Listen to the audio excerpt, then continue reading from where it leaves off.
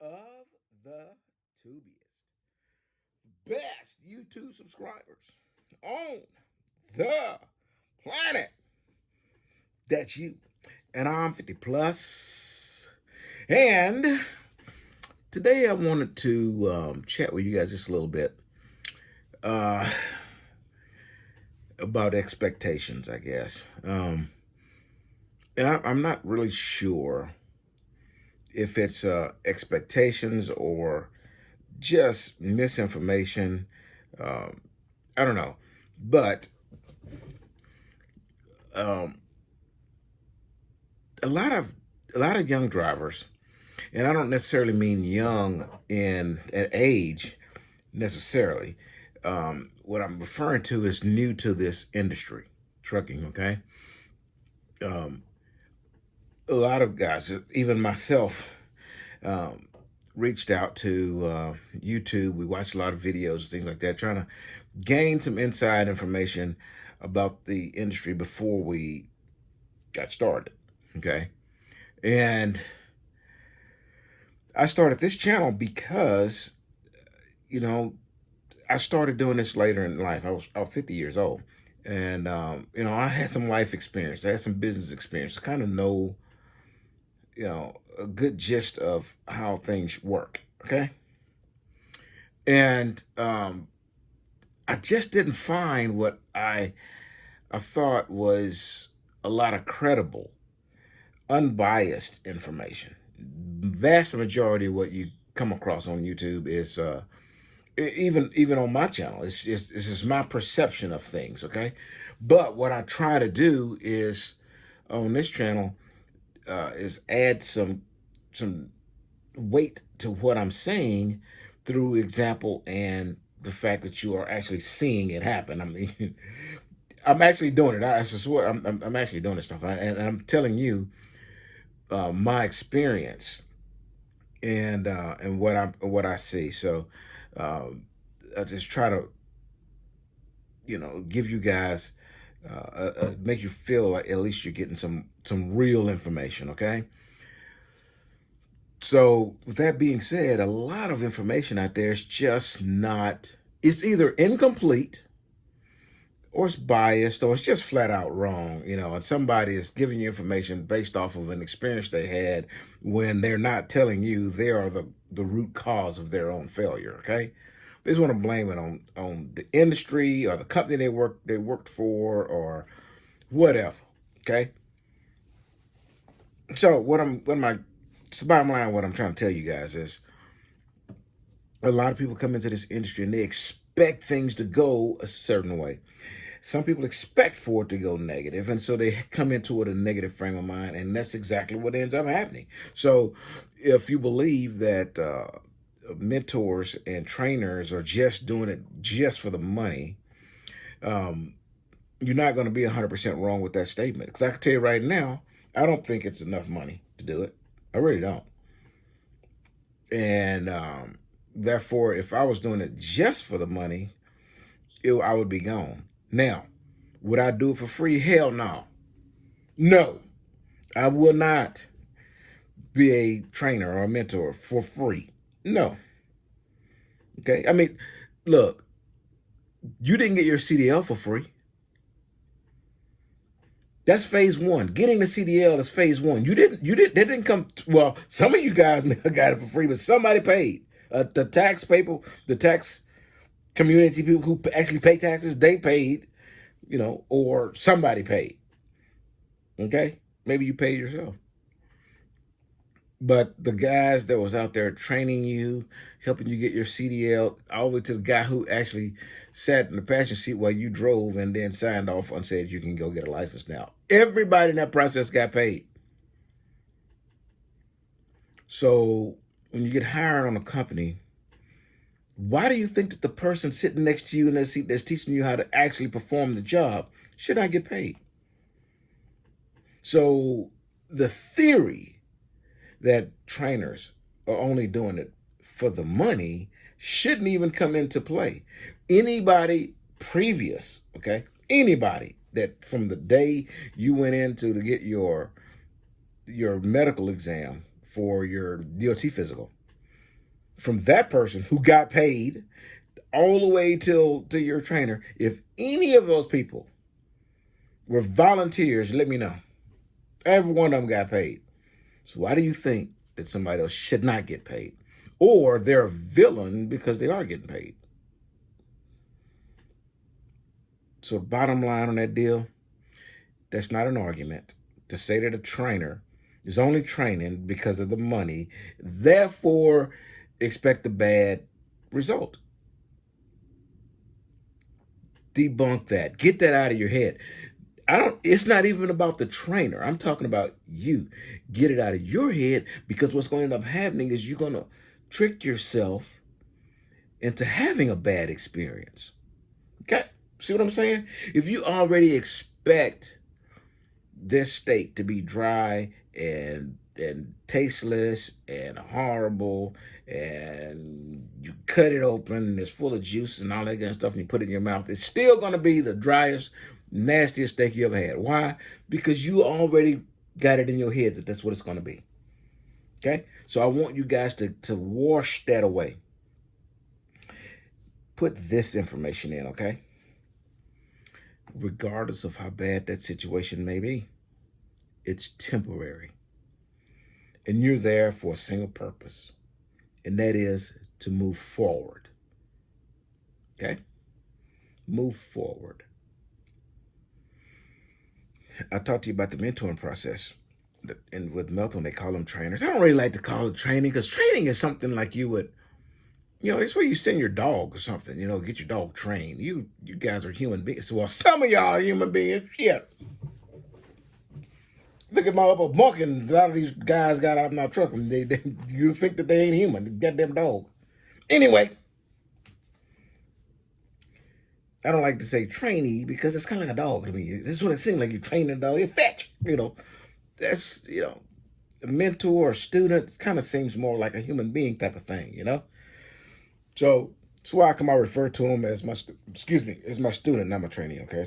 Most time you hear me say that. Anyways, you guys are only going to do this for a short period of time. You're only going to be students for a short period of time. Eventually, you're going to move forward. So don't let this or that person that's sitting next to you cause you to fail. Now, my student, he said there was 15 people in his orientation class, and he's just started week 3, and he knows for a fact that 4 of them has already quit. I don't know what the reasons behind that is. Okay, I really don't. And what's going on with them and that 4, that's got nothing to do with me and you, except this. Take my advice with it. Look, you don't quit. I don't. If fight for it. It's only a short period of time. Okay. Fight yourself to resist the temptation of walking away. If you've come that far, you're almost at the finish line. I don't discount the fact that some of you guys had a perception of what this industry was going to be. Then you got into it and realized, this is not for me. And guess what? That's okay. That's okay. This isn't for everybody. Flatbed isn't for everybody. You might be better off doing, dry van or reefer or,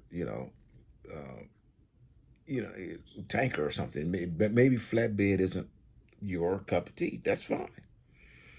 But whatever you do, wherever you go, even if you're not doing a flatbed, you're doing whatever you're doing. If you decide to get into trucking, you decide to get into it for a reason, and do everything you can to see it through. Give it an opportunity to prove to you that this isn't something that's for you. Not a bad experience, okay? I actually had a subscriber that told me that he didn't have a good experience actually here at Melton, and I read his response to my question, and everything that he said, he basically explained to me that his experience was negative for him, and that Melton left a bad taste in his mouth, because that was his exact words, that Melton left a bad taste in his mouth because of these things. And I was like, wow, man, I really hate that for him, because everything that he said, every one of them I experienced as well. I also experienced it when I was with Swift. And I don't care what trucking company I go to, they have vehicles. We drive trucks. It is a mechanical thing. They break down. I don't care what company you work for.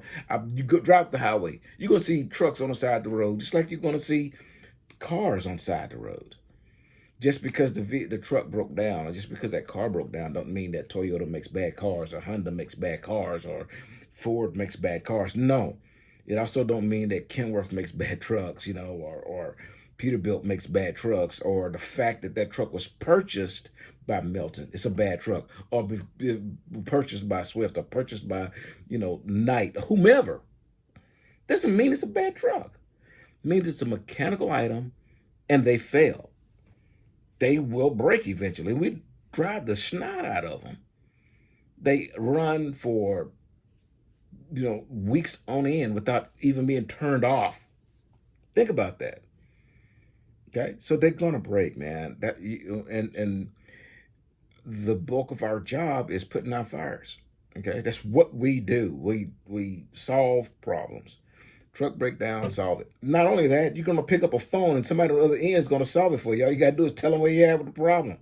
They send somebody out to fix it for you. You just go to the bunk and chill. Every one of these vehicles run on tires. I know that sounds weird for me to have to say that, but tires get flat. You run over stuff with them, they get flats. Stuff happens, and we deal with it. It's not the company's fault. It's just, what we do. I can respect the fact if that's not something that you want to deal with. Okay. But if those are your reasons for any of you guys to walk away, make sure that that's the reason, not putting it on that, the equipment was bad.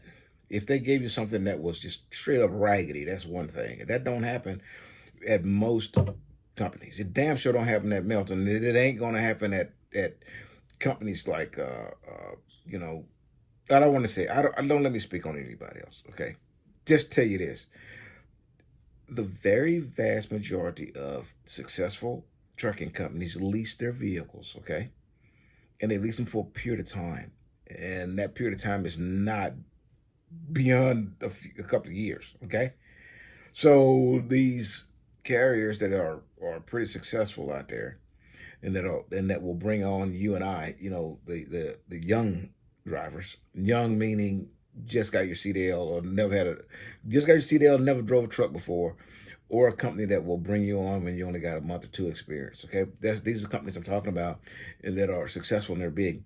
They don't have 2015 trucks with 800,000 miles on them. They have very good equipment, but it doesn't matter if they're good or if they're not. It could be brand new and still have an issue. Okay, so I don't want you guys to get disgusted or discouraged. This is the industry, but you can choose to not want to deal with that kind of stuff and do something different. But I just want you guys to get a perceptive, okay, that what the industry truly is. Okay, these trucks are designed to run, a billion miles. Okay, 100,000 miles on these trucks is nothing. 800,000 miles that I just mentioned before is not unheard of at all. Very, very, very common. Okay, you would have gone through 8 cars for 800,000 miles. Okay, that's okay, but then you don't want to drive a truck with 60, 70,000 miles on it and it has a hiccup. They have issues, man. Okay, don't let